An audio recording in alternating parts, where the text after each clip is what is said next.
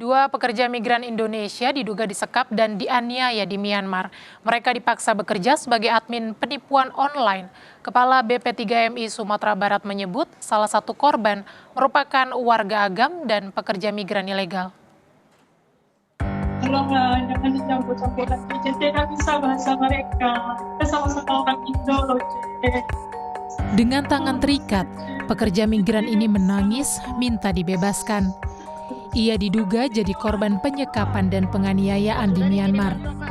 Lewat rekaman video, ia meminta dikirimkan sejumlah uang senilai 220 juta rupiah sebagai uang tebusan agar mereka bisa pulang ke tanah air.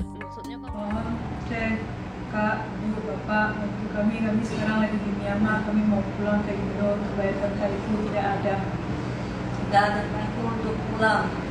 Jadinya selama kasih 4 hari membayar pajaknya untuk pulang ke Indonesia. Mohon dibantu. Balai Pelayanan Perlindungan Pekerja Migran Indonesia Sumatera Barat menyebut salah satu korban merupakan warga Agam. Keduanya disebut merupakan pekerja migran ilegal, sehingga identitas mereka tidak terdata resmi. Info dari Dinas Agam bahwa Ayu tersebut memang warga Agam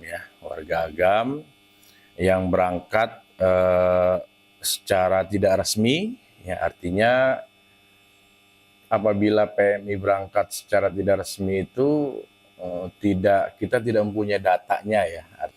Kami sudah melakukan koordinasi dengan KP2MI atau Kementerian Perlindungan Pekerja Migran Indonesia terkait pemulangan PMI tersebut.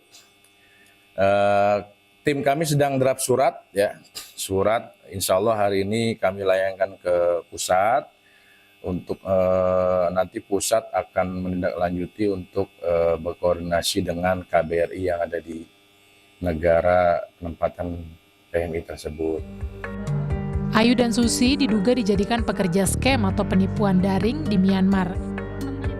Kini Kementerian Perlindungan Pekerja Migran Indonesia tengah berkoordinasi dengan pemerintah pusat untuk memulangkan keduanya ke tanah air. Rio Johannes, Kompas TV Padang, Sumatera Barat.